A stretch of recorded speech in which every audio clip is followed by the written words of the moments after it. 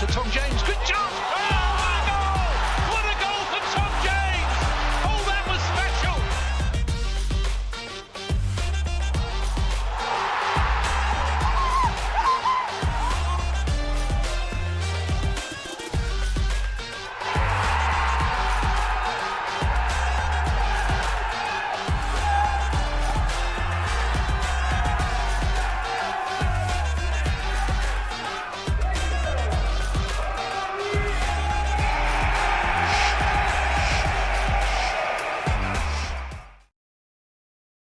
Welcome to Orient Live. Feels like it's been a very long time since the O's last had a home game here in League One, but today's the day and we're facing Shrewsbury Town. And I'm delighted to be joined in the E10 studio by the League One equivalent of Roy Keane and Graham Souness. It's the dynamic duo of Brendan Pitcher and XO Glen, Wilkie. And boys, it's an exciting one today and maybe on paper a slightly easier test than what's been a real tough start to the season. Yeah, you look at it on paper, like you say, it would appear to be an easier test, but there's no easy games in this division. There wasn't last year, even though we won the league. There wasn't really a game like that, and you think it could be an easier test, but Brendan will go on to talk about Shrewsbury soon. They're a couple of points behind or whatever they are in the league, but it'll still be tough, and we need to do the right things. If we're not prepared and we're not on the ball, it'll be a real test, like most games will be. I mean, as Glenn's, I think, just touched on, you're feeling quite confident ahead of today's game, Brendan. Yeah, I think this is the type of game where we'll do well in. I think we saw against Cambridge, although they were top of the league at the time, I think they're probably about the same level as Shrewsbury, maybe even a little bit better than Shrewsbury. But we dominated that game. We really stamped our authority on it. And I think these kind of home games where we'll come up against teams that have probably got a similar level of budget, similar level of stature, similar expectations for the season, this is where we get our points and try and climb the table. Like you said, it's been a long time since we've been back at Brisbane Road and we've played some tough teams on the road. So I think a nice home game like this against a side where I probably expect us to dominate the ball and play on the front foot, I think it suits our game. Well, it has been a tough couple of games on the road, as Brendan just said, but we did manage to pick up 4 points in those games against Exeter and Peterborough, and we're unchanged from that game against Peterborough too. So let's remind ourselves of how the O's will be lining up for this afternoon's fixture. So keeping his place in goal for the O's is number 1, Sol Bryn. We have number 2, Tom James. Number 9, Joe Pigott. Number 10, Ruel Sotirio. Number 11, Theo Archibald. 12, Brandon Cooper. Number 14, George Moncur. 15, Idris El Mazouni. The captain, number 18, Darren Pratley. 19, Omar Beckles. And 24, Jordan Graham. And on the bench for the O's is Sam Howes, Dan Happy, Jordan Brown, Aaron Drynan, Shaq Ford, Ethan Galbraith and Rob Hunt. And now seems like a good time to remind you that limited opportunities remain available for you to sponsor your favourite men's or women's first team player. There's a number of package options that are on offer, and some benefits include receiving a signed shirt. You can go down to the training ground to watch them train, and your name will be on the website and in the programme too. All the players are on screen now. They're available to sponsor, including the very own Brandon Cooper, who is starting today. So head over to the Orient website or email commercial@leightonorient.com to find out how you can pick up your sponsorship package. But now, looking at the starting 11 itself, let's focus on Brandon Cooper, because he's come in and he's kind of really cemented his space in the team. His first game against Gillingham was a baptism of fire, maybe you could call it, but he's looked solid in the last couple of games and we've been in good form. It's always the way with loan players who come in. They want to make an impression. Like the supporters, our supporters don't really know who he is, where he's like, what his levels are, what sort of player he is. And he come in obviously against Gillingham, he got himself sent off. I think was a little bit over enthusiastic that game. However, he's settled down, he's come in. They played in the 3 last week at Peterborough, looked pretty solid, had a really, really good performance, a good working relationship with Omar Beckles next to him, and he's a solid player. You can tell he's played at a higher level, and that's what we need after all the goals we conceded early on in the season from set pieces and crosses and stuff like that. He's come in, he's a big lad, he's not afraid to put his head on the ball or sort of, I think he enjoys the rough and tumble of the game as well, which you need at times, especially when we've struggled against bigger physical sides this season in the earlier games. So him coming in and slotting in that back three, he's done really well, and just really pleased for him and looking forward to watching him again today. Well, let's talk about that back three then, because we're obviously unchanged from Peterborough, as we've said.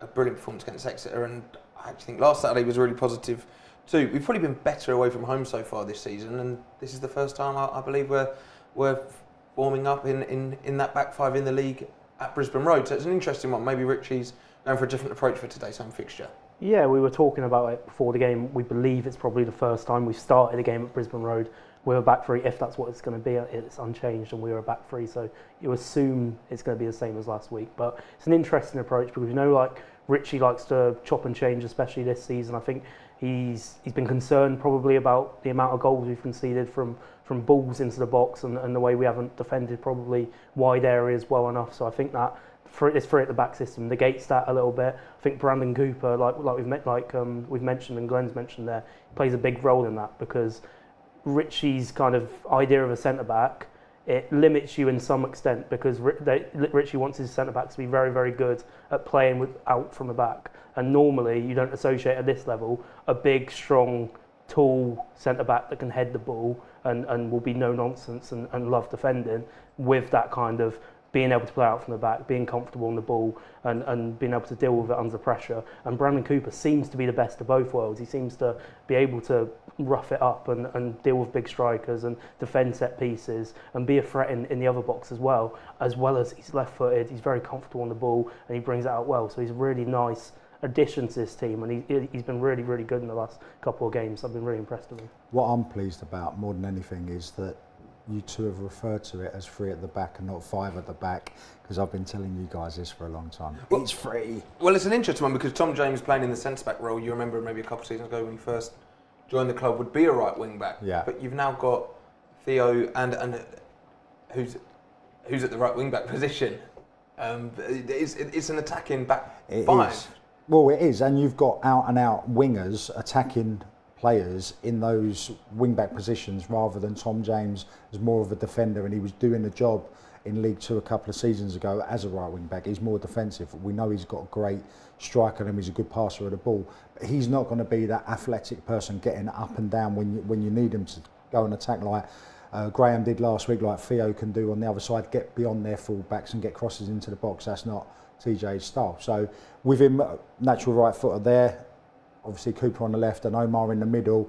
The only concern for me is, depending on how Shrewsbury's set up, are they then going to just try and sort of get the balls down the side of the two wider centre halves and try and sort of pull our two outside centre halves out of position and get runners going in between? But we'll see how Shrewsbury's set up. They obviously on paper, like Brendan says, there's nothing to worry about.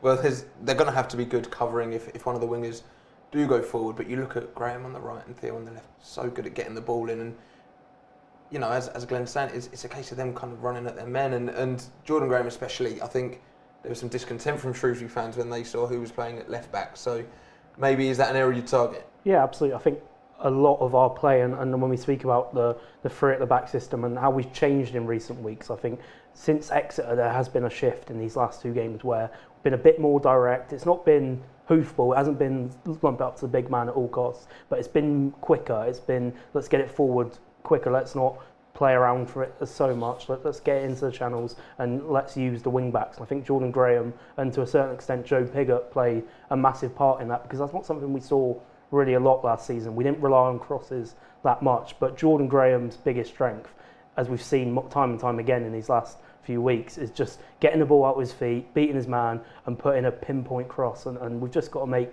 the most of that because it's an exceptional ability for a League One player to have. We've seen him do it before for Gillingham where he racked up multiple assists, and it's down to players like Joe Pigott and to a certain extent players like Raul Sotiriou and George Moncur to try and get on the end of those deliveries, because that's where we look strongest and that's where our attack is going to be focused, I think, while we're playing this wing-back system. You obviously look to your strikers to score the goals, and as Brendan says, if you can whip your balls into Joe Pigott, he can score, because as we saw against Exeter, it was so good for him to get that first goal and get him off and running.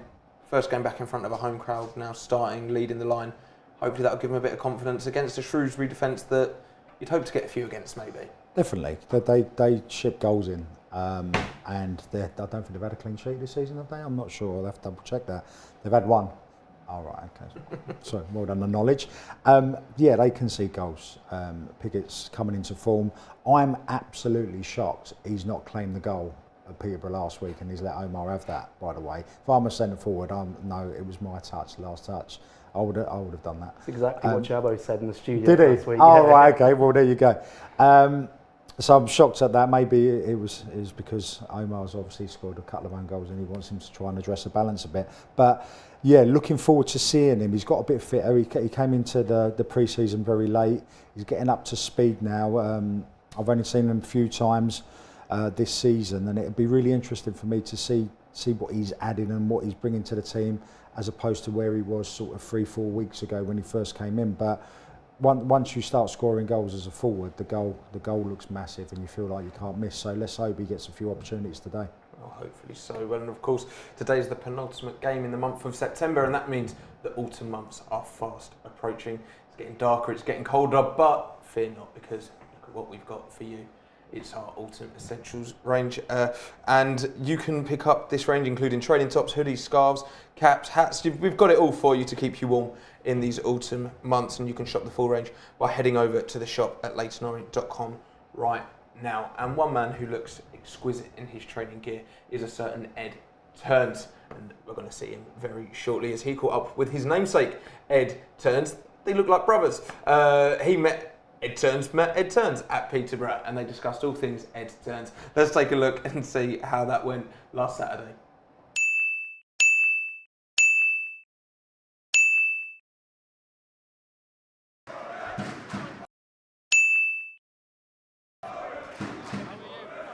What sort of got you into the club? One of your fans drunkenly mistagged me after a few beers when Ed scored at Walsall away, so I got a random tweet saying, "I love you, Ed Turns," and just replied back with, "I love you too," and ended up just building up this rapport with the fans through Twitter and having the namesake. So since the loan last January, I've sort of been following how the team have been doing. Strangest thing of these last 12 months been for you? I got tagged by the Welsh team at one point. I've had emails read for house viewings, Curry's receipts, signing up for the Brighton US tour, which I was tempted to go on. But yeah, it's all very strange and surreal. But it's good building the relationship with the fans and just having a laugh. What a great sport Ed Turns is, and thank you for the sport Ed Turns as well. Both Eds are great. Brendan, I can't imagine you've ever been mistaken for a footballer before, and I'm not quite sure. Glenn, I can't for the life of me remember a professional footballer with the name Glen Wilkie. Someone told me I was an imposter, so yeah. Tough stuff there from Ed. But now back to the players, and we touched on Omar Beckles recently, and he's been keeping Ed Turns out of the team because, as we touched on his goal as well, he was mammoth on Saturday against Peterborough, and he has had a tough start to the season. He said in his post-match interview it was nice to score in the right goal for a change. That's why we're going to give him the goal, Glenn. But it's good to see him finding his form. You know, he was such a big player for us last season. You don't just become a not as good a player overnight because of a couple of mistakes, do you? No, not at all. And he was pivotal last season in that defence and as the defensive unit. And with the defensive record we had that allowed us to go on and win the league last year. But he's come in, he had a tough start, things wasn't going right. He was very, very unfortunate with the own goals. But he's an experienced player. He knows that he just needs to knuckle down. He came out the side and others got in ahead of him, and then he got himself back into the starting lineup and he's kicked on. He's done well, he's gone back to basics. We'll come on to a few clips in a minute. You'll see him. He just gets his body in the right positions and just shuts the door on any opposition attack. You know, he clears the ball, he heads the ball. He's not scared of doing the nitty gritty. He's a very, very good defender. The only thing is with him is, which I know supporters get a bit nervous, is when he dwells on the ball, when he's got a bit too much time on the ball to play out and he sort of comes out of it, people get a little bit nervy about that. But when he goes back to basics and he just defends like he's there to do, he's awesome. He really, really is a good defender, and I'm really chuffed that he's come in and he played the way he did last Saturday. Well, let's take a look now at that performance against Peterborough last Saturday from Omar Beckles. It was a commanding performance. We're going to see he was getting vital blocks in, scoring goals, and just a really good performance on the whole. Yeah, like Glenn mentioned, it showed really good character to bounce back. I think there were a couple of mistakes in the first few games, and I think he did look a little bit nervous at times, but he's stepped up to League One now. He looks comfortable again. He looks like the Omar Beckles from last season that was so assured. I think that goal will do him the world of good in terms of his confidence, and he's up against his former side here today, and he played such an important role when Shrewsbury actually made the League One playoff final during his time there. So I'll be interested to see what kind of reception he gets from the away end. But like we're seeing here, just he looks like the composed leader of a centre-back that we saw throughout last season. I'm pleased for him because he's such an important character around this squad. And what I liked about that clip just now is similar to this one. He goes with a runner, but he doesn't just stand off. He adds, before the ball goes into the forward, he gives them a little nudge, just throws them off balance a little bit, so it affects their first touch, so they have to go and play backwards, because as a defender, you don't want them getting on the half turn or on the full turn and coming at you, especially when you've got someone a bit lively you're playing against. So you want to let them know you're there without giving a foul away and just make them play backwards, and then that passes on to somebody else. And in them clips there, it showed his experience by giving people little nudges and sort of just making them play backwards, which is great for us because they're going away from our goal. And playing against a former team as well, you'd expect he'd maybe fancy his chances from a set piece. Back-to-back goals for the guy? That would be nice. That would be very nice. But last season when he scored goals, he sort of scored in quick succession when he did. So I wouldn't be surprised if he did pop up with another goal today. Darryl McMahon in as set-piece coach now. I think the two main targets for those set pieces are going to be Omar Beckles and Brandon Cooper, and hopefully we can see some new inventive routines from our new set-piece coach. Can we get Ted Lasso in after that if it doesn't work out? Because he was quite inventive. Well, I'm sure Omar will score, whoever's coaching him, and hopefully he scores today, of course. And we caught up with him after the game against Peterborough and heard his thoughts. Let's hear what the main man has to say.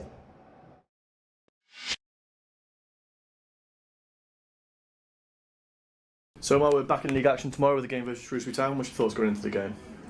Yeah, so it's been a good week of preparation.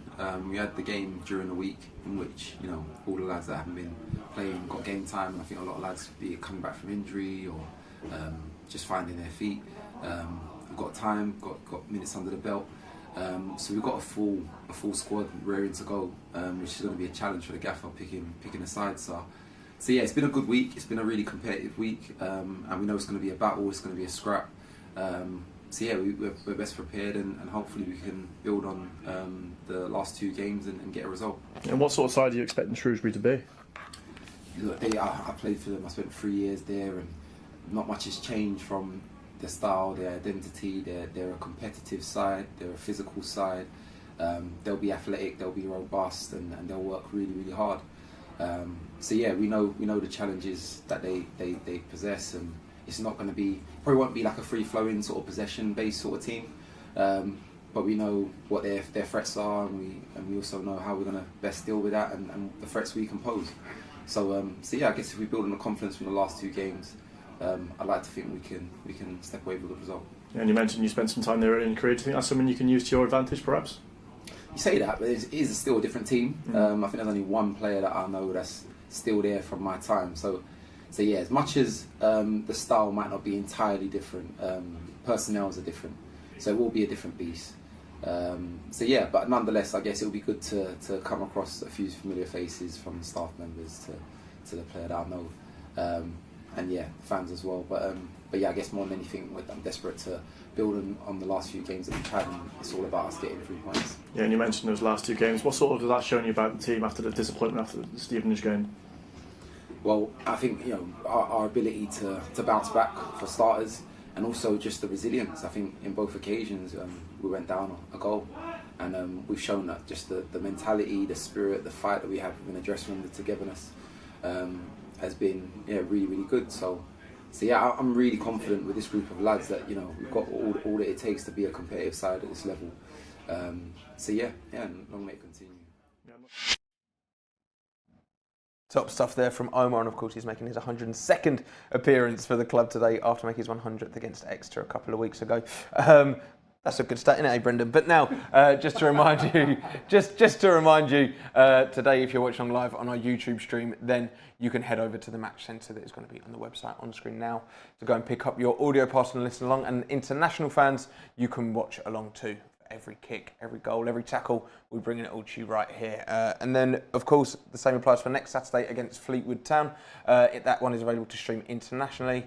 Tickets are on sale if you want to get up there and get behind the boys as well. Website's on screen for that one. And then the big one, the first fixture of October. It's against Lincoln City. And why is it so big? Well, it's only £10 a ticket for adults, and kids are £1. So head over to the website. Tickets are selling very fast. I'm sure it's going to sell out. So make sure you secure your ticket, get your seat, and get down to Brisbane Road. But now let's focus on today's game and the opposition. And it's the away team in Shrewsbury Town FC. So here's how they are lining up. In goal is Marco Morosi. Number 3, Mal Benning. Number 5, Morgan Feeney. Number 7, Carl Winchester.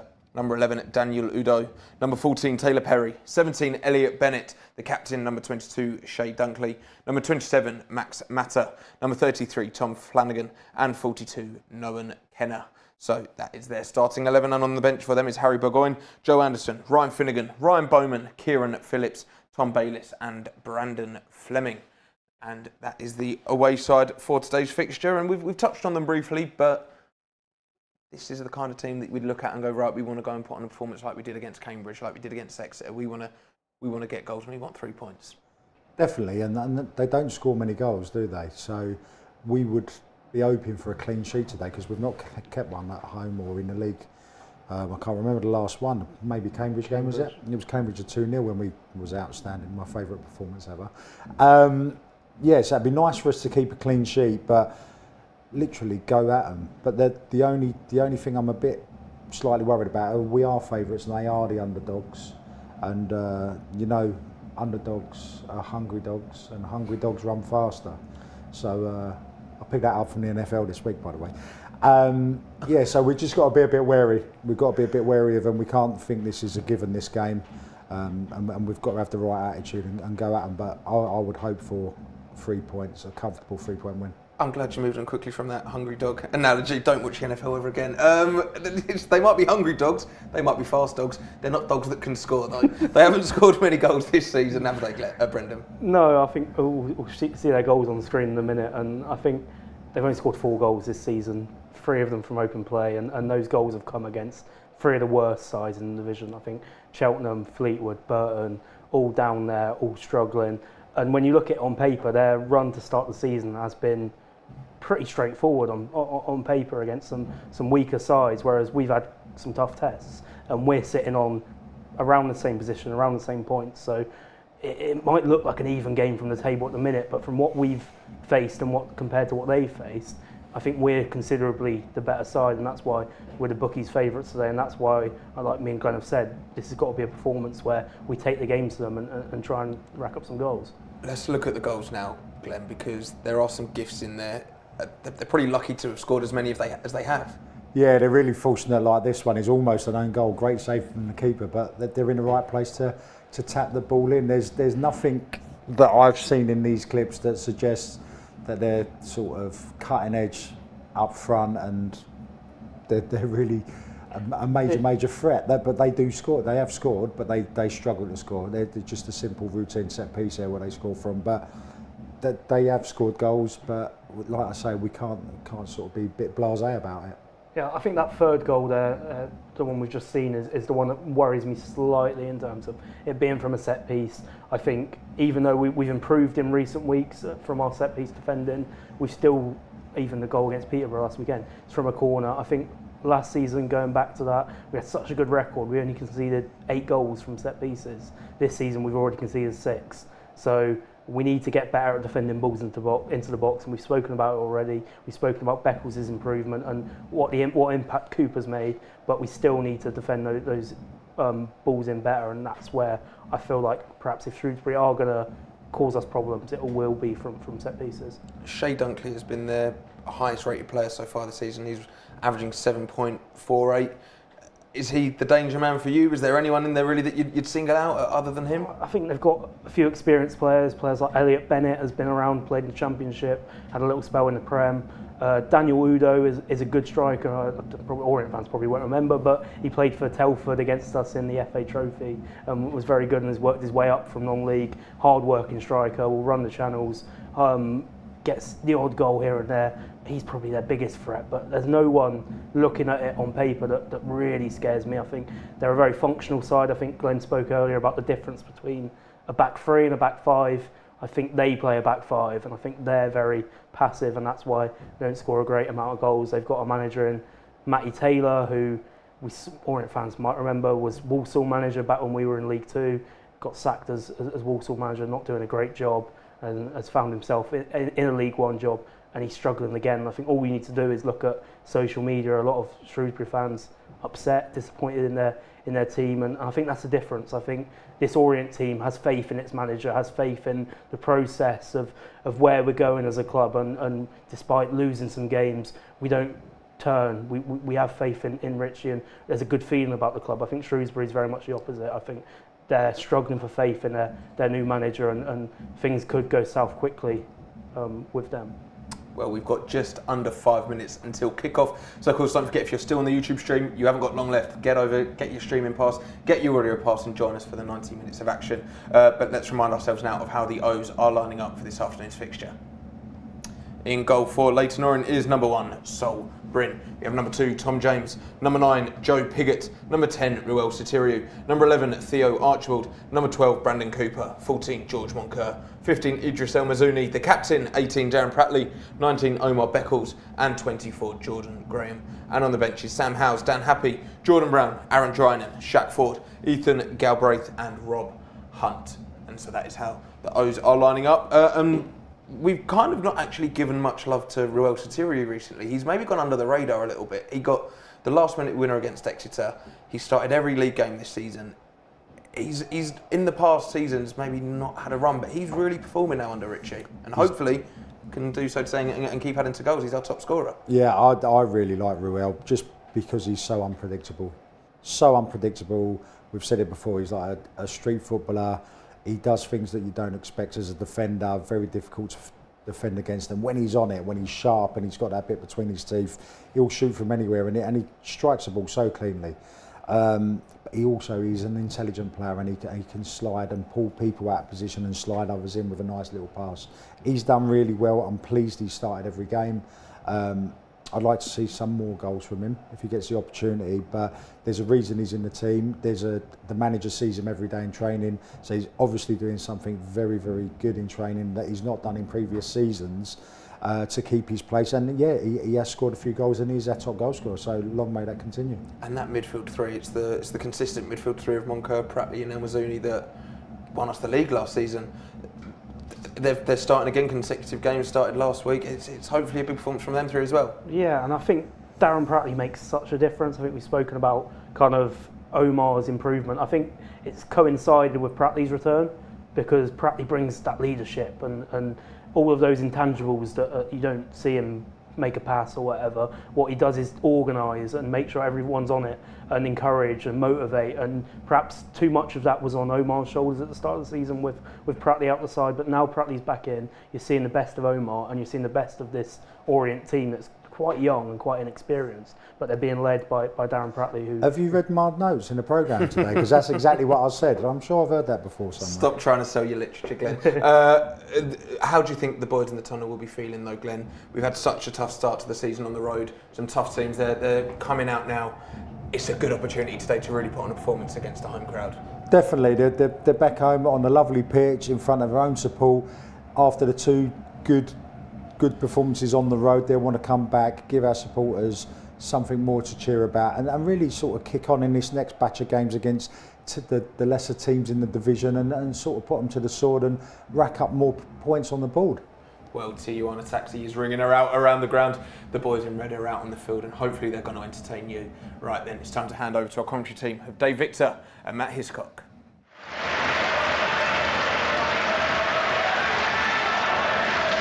Good afternoon and welcome to Brisbane Road, where the sun is shining and there's plenty of connections between these two clubs. Omar Beckles and Richie Wellens both used to play for Shrewsbury, and Matt Taylor, who is now in charge of Shrewsbury, was a player under Richie Wellens at Swindon. And the O's keep to the same starting 11 that picked up the points at Peterborough last weekend. So, Matt Hiscock, that means there are of 10 changes on the club that picked up the additional point against Fulham's youngsters in midweek. Yeah, no surprise that Richie Wellens has opted to keep with that unchanged lineup that performed so well at Peterborough. What was a fiercely contested game, a game that was very open, particularly in the last half hour, but a valuable point for the O's, and prior to that, an excellent win at Exeter. So 2 consecutive away games, 4 points from 6. Richie Wellens will be looking for the side to push on here, but it's never easy. It never is when you have that expectation and you're playing a team similar to Shrewsbury that just above the O's in terms of